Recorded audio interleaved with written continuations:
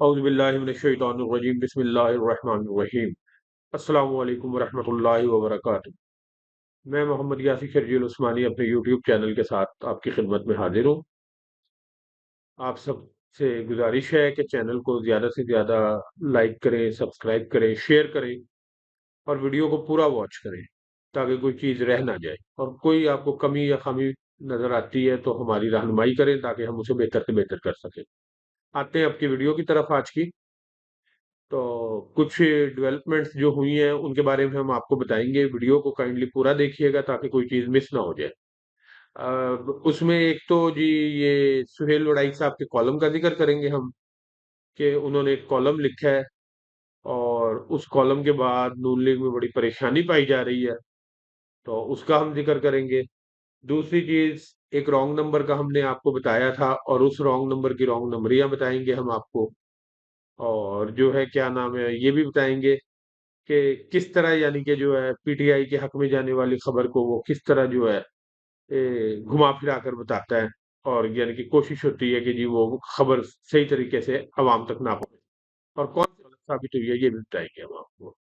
इसके बाद एक और चीज के जिन्होंने बल्ला लिया है वो बल्ला लेने के बाद भी परेशान है क्योंकि कुछ चीजें उनके अगेंस्ट जानी शुरू हो गई है। तो और ये मोहसिन नकवी का एक ऐलान जो पिछले दिनों किया था मोहसिन नकवी ने, उस सिलसिले में भी बात करेंगे। फिर जी ओवरसीज को हमने पहले भी पैगाम दिया था, उसी के सिलसिले में एक याद दहानी है, तो वो भी जरूर बताएंगे। और एक बहुत अहम खबर कि नून लीग ने अपने जो है कुछ बंदे प्लांट किए थे पीटीआई में कि वो पीटीआई के टिकट क्लेम करेंगे और जो है जिन्हें टिकट मिल जाएगा उसके बाद उनकी क्या प्लानिंग थी वो हम आपको बताएंगे। तो उसमें से एक बंदा यानी कि जो है बेनकाब हुआ है और पीटीआई ने बड़ा जबरदस्त यानी कि जो है रिप्लाई दिया है नून लीग। तो करते हैं जी शुरू अपनी वीडियो। पहला मौजू जी, सुहेल वड़ाई साहब ने पिछले दिनों एक कॉलम लिखा है जी और उस कॉलम में यानी कि जो वो लिखते हैं जी कि जो इलेक्शन में इस वक्त सूरत हाल चल रही है, तो वो कहते हैं जी 70 से 80 के दरमियान यानी कि नून लीग उन्हें सीटें लेती हुई नजर आ रही है, जबकि मैं इससे इत्तेफाक नहीं करता। नून लीग अगर 40% भी ईमानदारी से इलेक्शन हो, नून लीग 50 सीटें भी नहीं ले सकती। तो और अगर 100% ईमानदारी से हो जाए तो नून लीग 20 सीटें भी नहीं ले सकती। अच्छा, पीपल्स पार्टी के बारे में वो कहते हैं जी कि वो 50 से 60 सीटें ले रही है। हाँ जी, पीपल्स पार्टी को आप कह सकते हैं कि वो 50 सीटें ले सकती है क्योंकि पीपल्स पार्टी का एक सिंध में मजबूत होल्ड है और वो इंटीरियर सिंध की सीटें दोबारा जीतने की पोजीशन में है। और जहां तक रह गई शहरी सिंध की, तो इस दफा शहरी सिंध से भी उन्हें कुछ सीटें मिलने की उम्मीद है। अच्छा, और बाकी कहते हैं जी लेकिन अक्सरियत जो है वो आजाद उम्मीदवारों की होगी। तो आजाद उम्मीदवारों की अक्सरियत होने का मकसद क्या है जी, जो पीटीआई के नाम से करता उम्मीदवार है वो आजाद है इस वक्त, जाहिर सी बात है। तो उनकी यानी कि जो है अक्सरियत होगी। तो ये सुहेल वड़ाई साहब ने कहा है जिसकी वजह से नून लीग में बड़ी परेशानी है कि जो है वो तो मुसलसल यही दावे कर रहे थे जी कि हमें अक्सरियत दिलवाई जा रही है यानी कि मिलेगी, दिलवाई जा रही है। तो मैं कह रहा हूँ यानी कि उनका तो दावा है कि जी हमें मिलेगी। तो अब पोजीशन इस वजह से आपने देखा होगा पिछले दिनों से बड़ी हलचल मची हुई है कि जी आजाद उम्मीदवार किसके साथ जाएंगे। तो उसमें भी हम आपको एक और जो है अपडेट देंगे अगली वीडियो में कि आजाद उम्मीदवारों का क्या लाएअमल होगा और इलेक्शन कमीशन किस तरीके से जो है अपनी ही कही हुई एक बात में फंस गया है। अच्छा जी, इसके बाद हम आपको जो है बल्ला जाने के भी कुछ फवाइद बताते हैं जी। बल्ला जाने के बेसिकली जो है फवाइद के जी, बल्ला इन्होंने ले लिया है। देखें, पहले तो बल्ले की वजह से जो है नॉमिनेटेड होना था बंदा पीटीआई का। अब भी पता है कि जी हर एरिया में कौन सा बंदा है, लेकिन अब में और जब में ये फर्क कि अब जैसे पिछले दिनों मोहसिन नकवी ने एक ऐलान किया था जी कि किसी को कंपेन से नहीं रोका जाएगा और अगर कोई कंपेन से रोकेगा तो जो है हमें आप शिकायत करें और उसके खिलाफ सख्त एक्शन होगा इंतजामिया के खिलाफ। उसकी भी मैं आपको रीजन बता देता हूँ कि इनका मकसद क्या था कंपेन के इस सिलसिले में कहने का। लेकिन पीटीआई इनके ट्रैप में उस तरह नहीं आई, लेकिन कुछ जगह पे वो वाकयात हुए। ये चाह रहे थे जी कि जो बंदे अंडरग्राउंड है वो बाहर आ जाए और उसके बाद हम उन्हें उठा लें। तो ये एक ट्रैप डाला गया था इनकी तरफ से जो है क्या नाम है। और इसके बाद जब यानी कि जो है इन्होंने देखा कि जी पीटीआई यानी कि जो उस ट्रैप में उस तरह नहीं आई, बल्कि पीटीआई ने क्या जी, इमरान खान ने कहा जी मैं 28 को कॉल दे दी इमरान खान ने बाहर निकलने की, कि लोग बाहर निकले। ठीक है, आपने जब कहा है कि जी हम नहीं रोकेंगे और ये, तो इमरान खान ने कॉल दे दी उसकी जो है निकलने की। और उसको यानी कि इस तरीके से मैनेज करने की यानी कि पीटीआई कोशिश कर रही है कि लोग ही इतने हो कि वो काम कर ना सके जो करना चाहते हैं। तो आप देखें कि जी अगला ऐलान फौरन मोहसिन नकवी ने क्या किया जी, उसके बाद जो पंजाब में दफा 144 लगा दी है। उसकी रीजन सिर्फ और सिर्फ जो है पीटीआई। ठीक है जी कि लीडरान को वो कहते हैं जी धमकियां खतरात हैं, लेकिन वो रीजन नहीं है। इससे पहले भी यानी कि ये धमकियां तो मुसलसल बहुत अरसे से आ रही हैं, लेकिन जैसे ही पीटीआई ने, इमरान ने कहा जी 28 तारीख को कॉल दी, तो आपने फौरन दफा 144 लगा दी। और जो है क्या नाम है, उसमें मेन मकसद आपका क्या है जी, कि पीटीआई के बंदों को आप बाहर ना निकलने दें, और जो बाहर निकले पकड़ धकड़ करेंगे उस दफा 144 के नाम पे।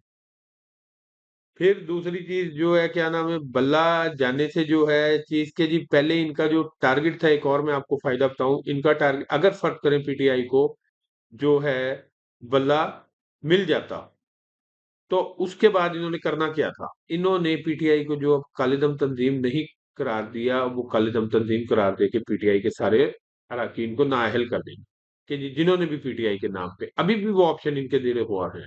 लेकिन अब उस ऑप्शन पे अमल इसीलिए नहीं किया जा रहा कि अब वो कैंडिडेट बेसिकली, तो अगर ये पीटीआई का करके उन्हें जो है करते हैं, तो पीटीआई नीचे के किसी कैंडिडेट को अनाउंस कर देगी, और फिर वही बात होगी कि इनके लिए मुश्किल। तो ये कह रहे हैं जी एक बार ये कैंडिडेट जीत जाए, और थोड़े से रवैये में नरमी शो करने की कोशिश कर रहे हैं, कि उसके बाद यानी कि उन कैंडिडेट्स को अपने साथ मिलाया जाए। तो अगर पीटीआई के पास बल्ला होता तो हर जगह पे ठीक है, उसके पीटीआई के नुकसान भी हुए हैं, लेकिन ये फायदा भी कि पीटीआई उस तरीके से जो है आजाद उम्मीदवार, तो अपने आप को जब कंपेन कर रहा होगा कहेगा जी मैं आजाद हूं। आप देख रहे होंगे बहुत जगह पे पीटीआई के उम्मीदवार पीटीआई का झंडा या अपने बैनर्स के ऊपर वो जो फ्लेक्सें वगैरह लगी हुई हैं, उन पे इमरान खान की तस्वीर वगैरह इसीलिए नहीं लगा रहे ताकि पकड़ धकड़ से बचे। लेकिन अवाम तक वो अपना मैसेज बहुत अच्छे तरीके से पहुंचा रहे हैं कि उनका कैंडिडेट कौन है। तो दूसरी चीज, अच्छा जी, एक रॉन्ग नंबर हमने आपको बताया था पहले, उसे बड़ा क्रेडिबल साफी समझते थे, और मैं खुद यानी कि जो उसे बड़ा यानी कि समझता था कि जी वो अच्छी खबरें, और जो है बीच में ठीक है थोड़ा सा आपका टिल्ट होता है किसी तरफ, जो पीटीआई के खिलाफ है आपका, लेकिन वो शख्स यानी कि जो है रॉन्ग नंबर मंसूर अली खान, उसकी एक तो हम आपको सबसे पहले गलत खबर बताते हैं। आपको याद होगा उसके वीलॉग तकरीबन कुछ हफ्ता पहले आया था, जिसमें उसने कहा था जी कि चौधरी सरवर वापस पीटीआई में जा रहे हैं। तो अब आपको पता लगा होगा, साबिक गवर्नर चौधरी सरवर पंजाब के, तो वो पीटीआई में नहीं वापस जा रहे, वो बिलावल के लिए कंपेन कर रहे हैं। तो एक तो उनकी ये गलत खबर मंसूर साहब की हमने आप तक बताई। दूसरी जो है, ये इतवार के दिन गालबन डीजीआईएसआई साहब ने लाहौर में 12 यूनिवर्सिटीज के बच्चों से यानी कि जो कोई सेशन रखा था सवाल जवाब का। अब उधर कुछ था जी के वहां पे जो है इमरान खान के नारे लग गए, तो अब ये मंसूर अली खान जैसे जो है सहाफी, और कुछ और सहाफी जैसे फरीदा फारूकी वगैरह, कि ऐसा कुछ नहीं हुआ, उस चीज को जो है डिफेंड करने के लिए आ गए। देखिए हुआ या नहीं हुआ ये तो मुझे भी जाहिर सी बात है, मैं वहां मौजूद नहीं था, मुझे नहीं पता, लेकिन मंसूर अली खान साहब की दो नंबरी में आपको सिर्फ बताऊं कि उन्होंने वहां पे तकरीबन 50 क्वेश्चन पूछे गए। अब मंसूर अली खान साहब ने खुद कहा कि जी 47-48 क्वेश्चन पूछे गए तकरीबन, तो बस मेरे पास तो ये 5-6 क्वेश्चन जो है क्या नाम है, तो उनका मैं आपको जो है बताता हूँ कि जी ये क्वेश्चन थे और ये जवाब दिए। तो अगर आप इतनी पक्की खबर, आपके कबूतर फिरते हैं और ये, तो आपको सबसे पहले तो ये बताना चाहिए था ना कि जो वहां पे 48 क्वेश्चन पूछे गए वो क्या थे। बाकी आप 5-6 बता के साइड पे हो गए, सिर्फ इसलिए कि उसमें कहा जा रहा है कि बहुत से क्वेश्चंस ऐसे थे कि जो आजकल हो रहा है उस बारे में, तो वो आपने बताने की जहमत ही नहीं की, कि आजकल के हालात के बारे में आप बताते हैं कि लोगों के साथ क्या ज्यादतियां हो रही हैं और किस तरह लोगों की पकड़ धकड़ हो रही है। तो वो एक बार फिर मंसूर अली खान ने अपने आप को रॉन्ग नंबर साबित किया है, और वो रॉन्ग नंबर ही है। अच्छा, फिर आपको एक बताते हैं जी, नून लीग ने एक बड़ा जबरदस्त काम करने की कोशिश की थी, साजिश, कि नून लीग ने अपने कुछ बंदों को पीटीआई में शामिल करवाया, कि जी हम पीटीआई पीटीआई के टिकट के लिए अप्लाई किया, ताकि वो बंदे, जैसे मैं आपको एक बताता हूँ जी के हल्का 119 जहां से मरियम नवाज खड़ी है, सबसे पहले तो मरियम नवाज ने खौफ की वजह से पूरी कोशिश करके अभी तक सनम जावेद के कागज नहीं जो है एक्सेप्ट हुए, और उम्मीद है आगे भी नहीं होंगे। तो दूसरी चीज कि जी सनम जावेद की जगह इन्होंने कहा जी कि मेहर वसीम को टिकट दे दिया पीटीआई ने, और उसके बाद कुछ दिन बाद कहा जी कि मेहर वसीम जो है इसके हक में बैठ गए। मरियम नवाज के पीटीआई का बंदा टीवी पे खबर चली है। तो इनके इलम में ही नहीं था कि जो कवरिंग कैंडिडेट है वहां पे सनम जावेद का, वो शहजाद फारूक साहब है।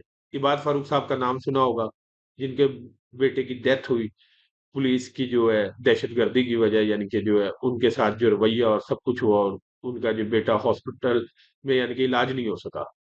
पंजाब इंतजामिया जिम्मेदार है उसकी, मोहसिन नकवी जिम्मेदार है, ये पुलिस जिम्मेदार है। तो उस कि उनके भाई शहजाद फारूक को यहाँ पे टिकट दिया गया, और पीटीआई ने फौरन ऐलान भी उसके बाद कर दिया जी कि मेहर वसीम का हमारे से कोई ताल्लुक नहीं। मेहर वसीम बेसिकली कौन है? वो नून लीग का ही एक बंदा था। उसे इन्होंने शो किया जी कि वो पीटीआई में चला गया है। और इस तरह के कुछ और हलकों में भी कैंडिडेट हैं जो मैक्सिमम पीटीआई को पता लग गई है। तो नून लीग की ये साजिश भी नाकाम हो गई है। आपने हर जगह पे जिस तरह वो पीटीआई ने लिंक दिया हुआ है, मैं वो लिंक इसकी डिस्क्रिप्शन में भी शेयर करूंगा। उस लिंक से आपने जो है पीटीआई के तमाम कैंडिडेट्स का पता करना है, और फिर उसके बाद आपने वोट डालना है। फिर हम एंड में एक चीज करेंगे जी कि ओवरसीज के लिए दोबारा याद दहानी कि ओवरसीज की बड़ी जिम्मेदारी है। एक तो वो लोग जिनके वोट पाकिस्तान में हैं रजिस्टर्ड, वो अपने वोट चेक करवाएं, और कोशिश करें कि ज्यादा से ज्यादा लोग इलेक्शन में आ सके पाकिस्तान, और वोट कास्ट करें यहाँ। क्योंकि उससे आप तकरीबन 30 से 35 सीटों का नतीजा तब्दील कर सकते हैं। दूसरी चीज, आपने यहाँ पे अपनी फैमिली दोस्तों और उनमें से यानी कि आपने सिलेक्ट के जी, हमने रोज यानी कि जो है कुछ बंदों को रिमाइंडर देना है कि जी आपने पीटीआई को वोट डालना है, उनके हलके में पीटीआई का कैंडिडेट बताना है, उनको निशानात बताने। और ये जिम्मेदारी है ओवरसीज की। तो आपसे उम्मीद है, इमरान खान की उम्मीदें हैं आपसे, और वो शख्स हम सबके लिए खड़ा है जेल में, और उसने नवाज शरीफ की तरह कोई सौदा नहीं किया, भागा नहीं। तो अब ये हमारा भी फर्ज है कि हम उसके पीछे खड़े हों, और उसमें हम सबकी जिम्मेदारी है। और इसी तरह ओवरसीज की बहुत बड़ी जिम्मेदारी है कि वो इस इलेक्शन के नतीजे को जो है इनकी उम्मीदों के खिलाफ कर देंगे, जो सारी प्लानिंग हो रही है, और पीटीआई के हक में कर देंगे। और दूसरी एक और जो चीज जो है, क्या नाम है, आपने इस चीज से घबराना नहीं है। 88 में भी बड़े बड़े ताकतवर लोगों की बहुत बड़ी प्लानिंग थी, और बेनजीर ने उनके तमाम दावे और बुर्ज उलट दिए थे। बहुत बहुत शुक्रिया। अल्लाह हाफिज। मिलते हैं अगली वीडियो में।